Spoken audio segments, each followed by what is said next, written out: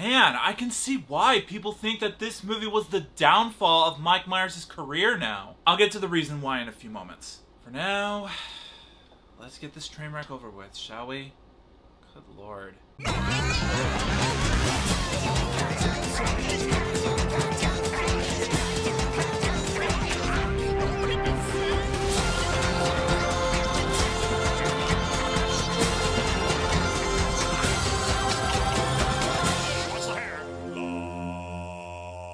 Yo, what is up, my Cinedroids? Finally, G to the S is finally back here for more reviews, ladies and gentlemen. Sorry for the long hiatus. There was plenty of other work outside of my social media workspace that I had to get done first before I get back on track with this review schedule. So today, I'm back to review the movie that killed Mike Myers' rise to fame, The Love Guru. Born in America and raised in an Indian ashram, Pitka, played by the voice of Shrek himself, like I mentioned earlier, returns to his native land to seek his fortune as a spiritualist and self-help expert.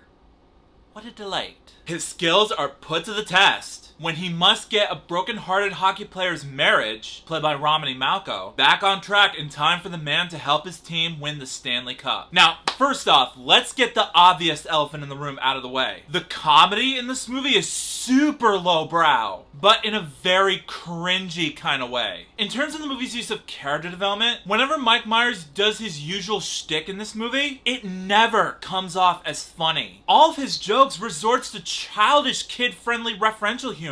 Like, for example, he references the song Old MacDonald at one time, and I'm just sitting there like, bro, we're not toddlers anymore. And yet you're treating the adults like they're babies, doing your own embarrassing jokes that I almost want to invest into an M80 or bazooka and just blow your whole palace all to hell for all I care. And also, there are a lot of raunchy double entendres in this movie, and they are extremely childish and sophomoric. They're the type of jokes that rather belong in a movie that has an R rating. PG-13 and raunchy humor don't mix well, in my personal opinion. Like, there are jokes about personal areas in your body, which I will not go even further because I'm not a child, and plus, it's not appropriate. Gross out humor, like doing the pee mop challenge, where you have to put in a mop brush in a bucket full of someone's pee and just put it on somebody. How lowbrow can you possibly get? And if that's not enough, let's do a lot of sexual humor in the film. Tasteless on so many levels. Goodness gracious, you were better off when you played Shrek the Ogre, being bitter and remorseful when people judged you before they even knew you. That's how your character was written in those movies. And you were annoyed when you met Donkey, Eddie Murphy's character in the film. In fact, funny thing is, he stole the show for me because he has his own funny shtick in this movie. But for me, it worked in those movies. He became a beloved comedic relief side character for most people. Here, when you try to be the comedy relief in this movie, it never works. You became just as annoying for me as Donkey was for you. You see the end result there, buddy? Anywho, bottom line is, as per usual with these types of comedies, in terms of execution, the jokes dragged on for way too long and they were embarrassing to sit through.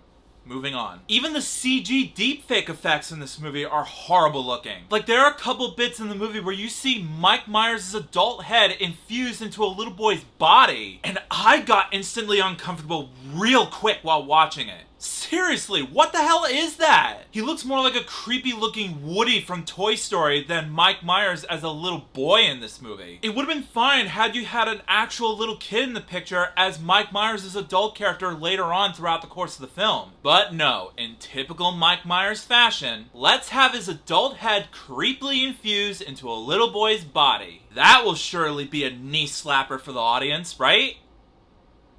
Even the acting performance from everybody in the cast, like Jessica Alba, Jessica Simpson, the late Vern Troyer, Manu Naria, Justin Timberlake, John Oliver, Stephen Colbert, and even Ben Kingsley from Iron Man 3 of all people. They all phoned in their lines in the damn script. I blame director Marco Schnabel for that mistake. Has he ever directed a competently made film at least? Because I can tell you right now, I can't think of one. But for what he presented us with his directorial style in this movie, it's been made clear that he doesn't know how to give memorable performances to his actors portrayed in this movie. That's for darn sure. I also thought the story was all over the place and nonsensical, but not in a funny way. Oh, no. This movie's storyline was all jumbled and mixed up, and it left me confused after I was done watching it. Not only is it a movie about Mike Myers playing a dumb doofus Arabian love guru, trying to give advice to people who don't feel the love, and I mean really terrible advice to people, but it's also about a hockey player embarrassed to show his true emotions to his own mother. Then it's about standing up to people who push you down literally and figuratively. And then it's about Justin Timberlake's character having an intimate relationship with his fiance, played by Megan Good in this movie. It just goes